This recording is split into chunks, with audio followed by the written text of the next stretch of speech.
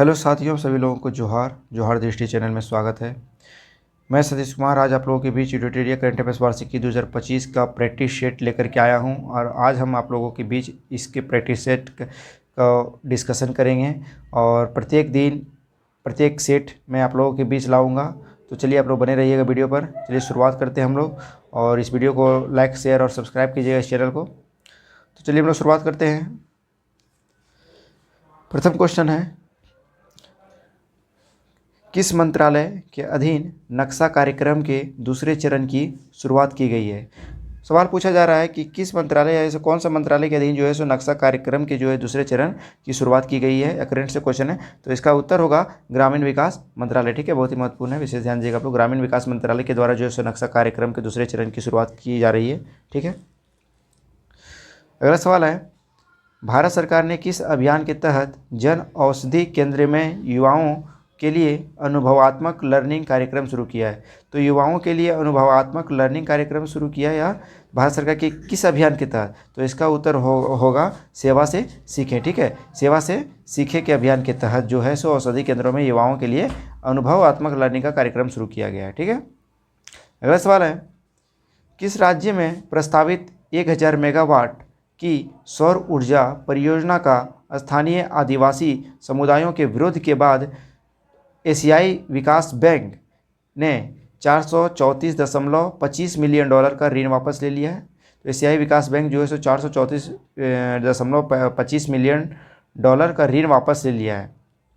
तो यह सवाल पूछा जा रहा है कि किस राज्य में जो है सो प्रस्तावित हुआ था कि 1000 मेगावाट की जो सौर ऊर्जा परियोजना का जो स्थानीय आदिवासी समुदायों के लिए जो लाया गया था, तो उसमें विरोध प्रदर्शन करने लगे लोग। तो विरोध के बाद एशियाई विकास बैंक जो है सो 434.25 मिलियन डॉलर का ऋण जो है सो वापस ले लिया। तो इसका उत्तर क्या हो जाएगा, कहाँ से? तो ऐसा कौन राज्य था? तो वह असम के काबी आंगोलोंग में। ठीक है, इसका उत्तर हो जाएगा डी, असम के काबी आंगोलोंग में। अगला सवाल है, जापान के किस शहर से प्रभावित होकर तेलंगाना सरकार ने हैदराबाद में 80 एकड़ में इको टाउन विकसित करने की घोषणा की है। सवाल पूछा जा रहा है कि जापान के ऐसा कौन सा शहर है जो किस शहर से प्रभावित होकर तेलंगाना सरकार जो है सो हैदराबाद में 80 एकड़ में इको टाउन विकसित करने की घोषणा की है। तो इसका उत्तर हो जाएगा किताक्यूशु। ठीक है, किताक्यूशु, आंसर डी। अगला सवाल है, केंद्रीय संचार मंत्रालय के तहत डाक विभाग द्वारा जियो कोडेड डिजिटल एड्रेस और संरचना के निर्माण के लिए किस नीति की शुरुआत की है। तो इसका उत्तर हो जाएगा ध्रुव नीति के तहत। ठीक है, अगला सवाल है, किस राज्य ने होलंबी कला में भारत का पहला ई कचरा इको पार्क स्थापित करने की घोषणा की है। सवाल पूछा रहा है कि किस राज्य में जो है सो होलंबी कला में भारत का जो है सो पहला ई कचरा इको पार्क स्थापित करने की घोषणा की गई है। तो इसका उत्तर आ जाएगा आपका दिल्ली में। ठीक है, दिल्ली जो है सो दिल्ली में होलंबी कला में भारत का पहला ई कचरा इको पार्क स्थापित करने की घोषणा की गई है।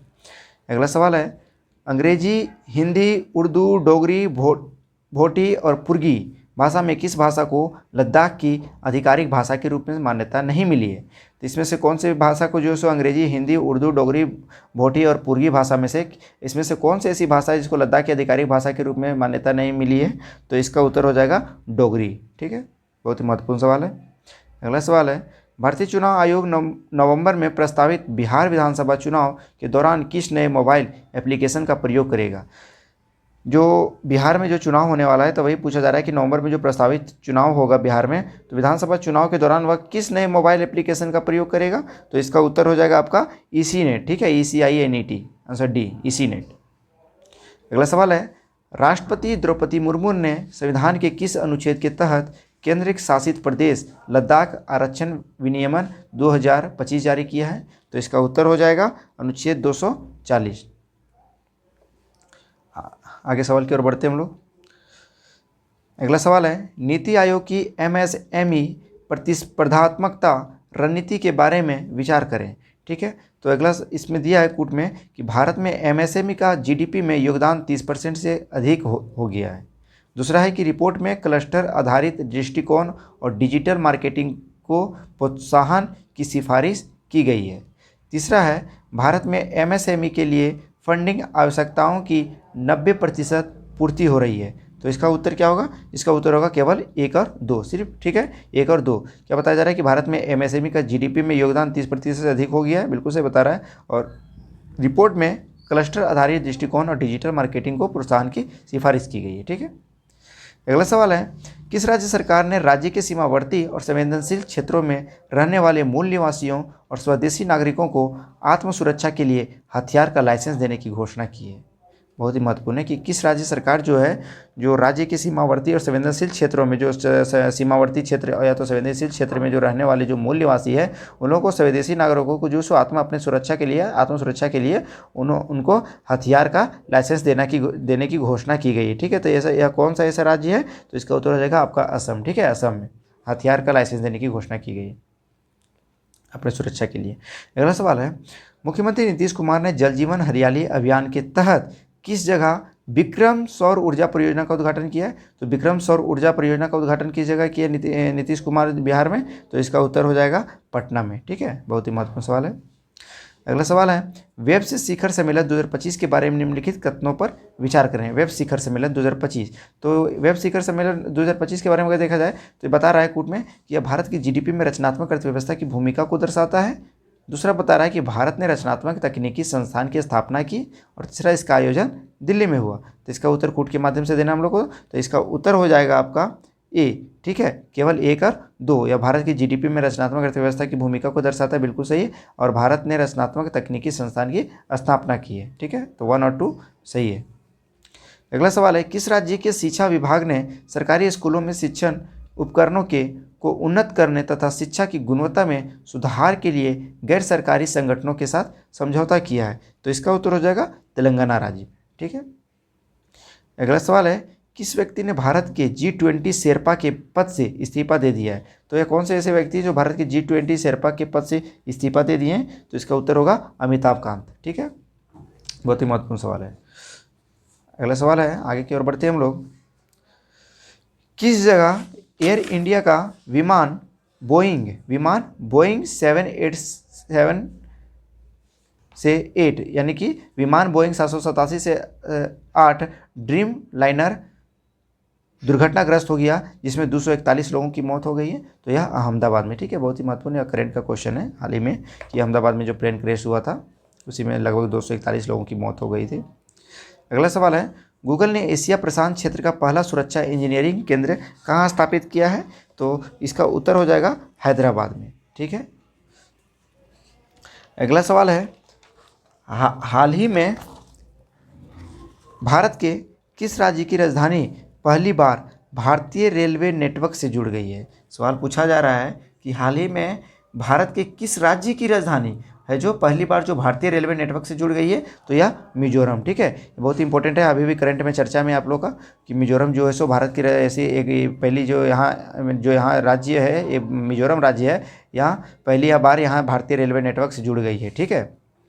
अगला सवाल है, कौन सा राज्य सभी शहरी स्थानीय निकायों को एक ही डिजिटल प्लेटफॉर्म ई नगरपालिका 2.0, बहुत ही महत्वपूर्ण सवाल है, जोड़ने वाला पहला भारतीय राज्य बन गया है? पूछा जा रहा है कि वह कौन सा राज्य है जो सभी शहरी स्थानीय निकायों को एक ही डिजिटल प्लेटफॉर्म से जोड़ने वाला पहला भारतीय राज्य बन गया है? तो आपका इसका उत्तर हो जाएगा मध्य प्रदेश, ठीक है। अगला सवाल है, डाउन टू अर्थ मैगजीन और centre for science and environment द्वारा भारत का कौन सा राज्य पर्यावरण श्रेणी में प्रथम स्थान पर है? तो इसका उत्तर हो जाएगा आंध्र प्रदेश, ठीक है। अगला सवाल है, बिहार के सारण जिले में स्थित मढ़ौरा रेल इंजन कारखाने में निर्मित इंजन को किस अफ्रीकी देश को निर्यात किया जाएगा? तो इसका उत्तर हो जाएगा गिनी गणराज्य, ठीक है। जो गिनी गणराज्य है यह बिहार के सारण जिले में स्थित है। मढ़ौरा रेल इंजन कारखाने में जो निर्मित इंजन को या अफ्रीकी देश को निर्यात किया जाएगा, ठीक है। किस राज्य सरकार ने 2025 से 35 को जल विद्युत दशक घोषित किया है? बहुत ही इंपॉर्टेंट है, वह पूछा जा रहा है कि किस राज्य सरकार जो है 2025 से 35 के जल विद्युत दशक घोषित किया है? तो आपका इसका उत्तर क्या हो जाएगा? इसका उत्तर हो जाएगा आपका अरुणाचल प्रदेश राज्य, ठीक है। अरुणाचल प्रदेश राज्य सरकार जो है 2025 से 35 को जल विद्युत दशक घोषित किया है। अगला सवाल है, सरकारी ई मार्केटप्लेस के माध्यम से सर्वाधिक डिजिटल सार्वजनिक खरीद करने वाला शीर्ष राज्य कौन बन गया है? तो इसका उत्तर होगा उत्तर प्रदेश, ठीक है। अगला सवाल है, केंद्र सरकार की उल्लास नव भारत साक्षरता कार्यक्रम के तहत मिजोरम और गोवा के बाद आधिकारिक तौर पर पूर्ण साक्षरता हासिल करने वाला तीसरा राज्य कौन बन गया है? बहुत ही महत्वपूर्ण सवाल है। तो इसका उत्तर आपका हो जाएगा त्रिपुरा। ठीक है, जो मिजोरम और गोवा के बाद जो आधिकारिक तौर पर पूर्ण साक्षरता हासिल करने वाला जो आपका तीसरा राज्य बन गया है वहाँ त्रिपुरा बन गया है। ठीक है, बहुत ही महत्वपूर्ण सवाल है, इस पर आप लोग विशेष ध्यान दीजिएगा।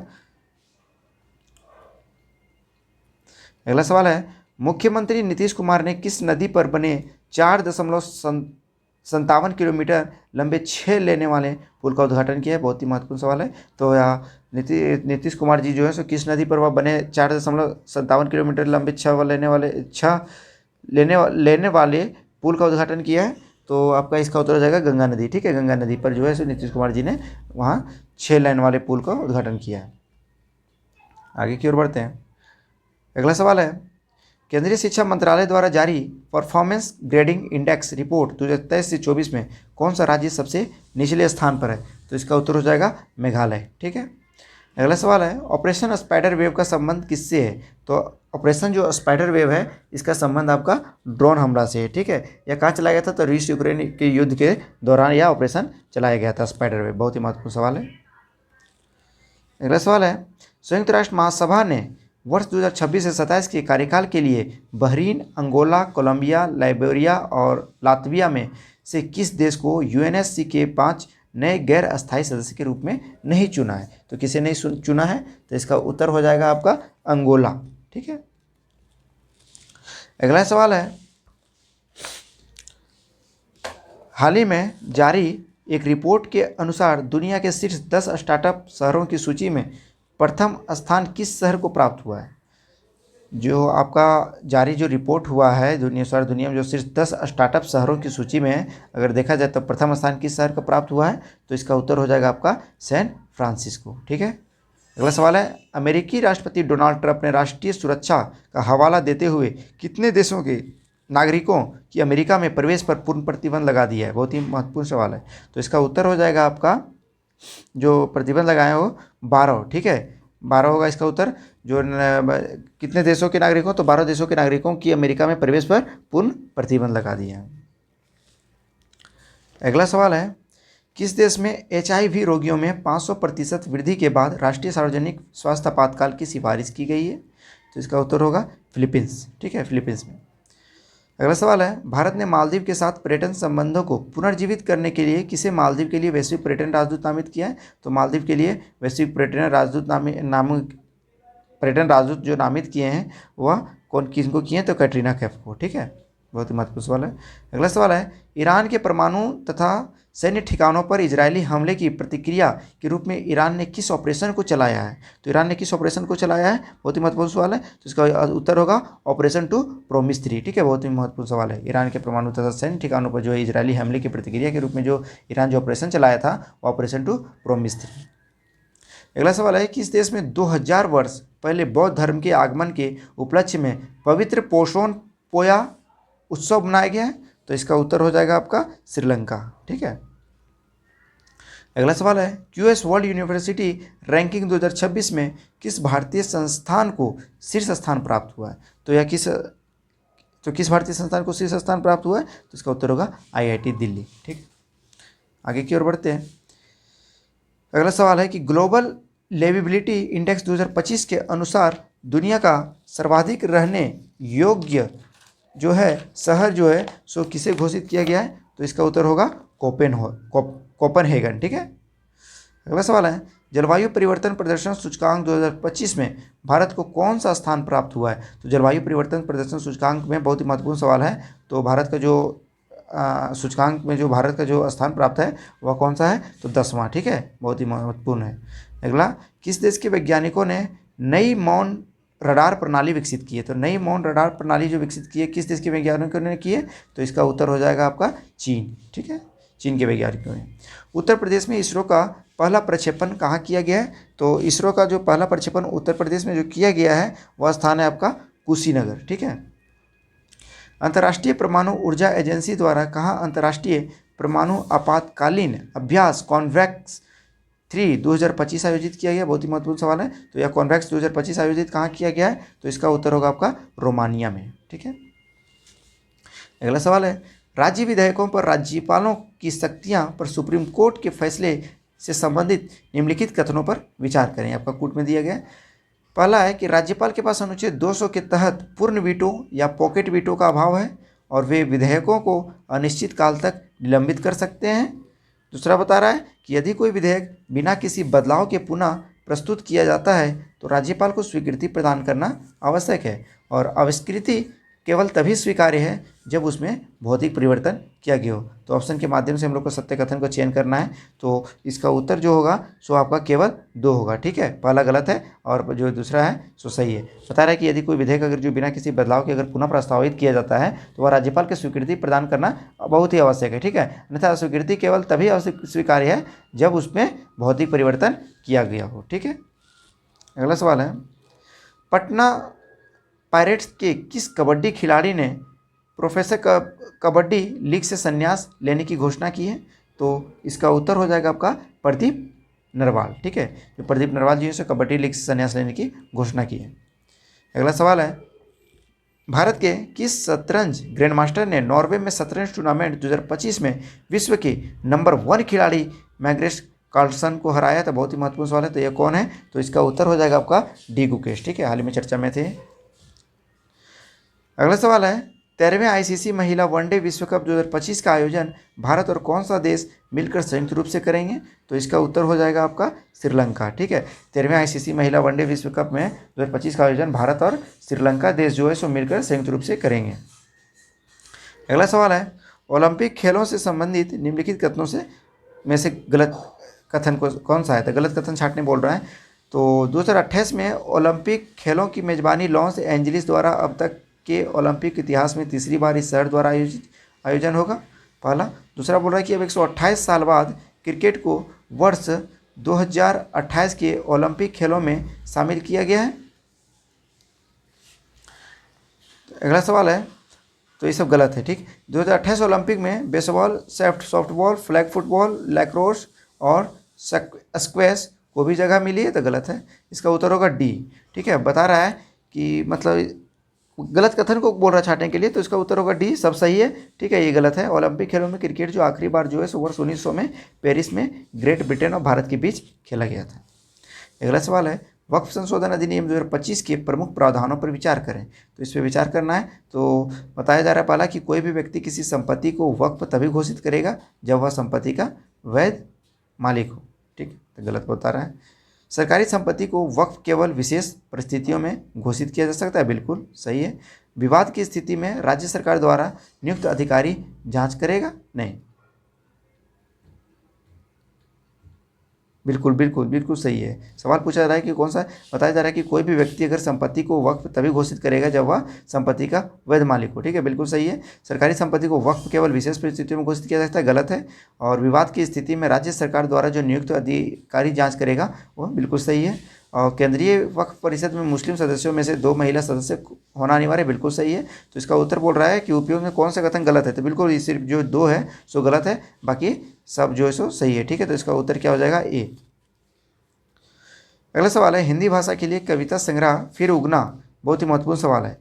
फिर उगना के लिए किसे साहित्य अकादमी पुरस्कार 2025 से सम्मानित किया गया है? तो किसे किया गया? तो पार्वती तिर्की को। ठीक है, जो पार्वती तिर्की जो लेखक है कविता संग्रह, इनका कविता लिखा हुआ था कि फिर उगना के लिए इन्हें साहित्य अकादमी युवा पुरस्कार 2025 से सम्मानित किया जाएगा।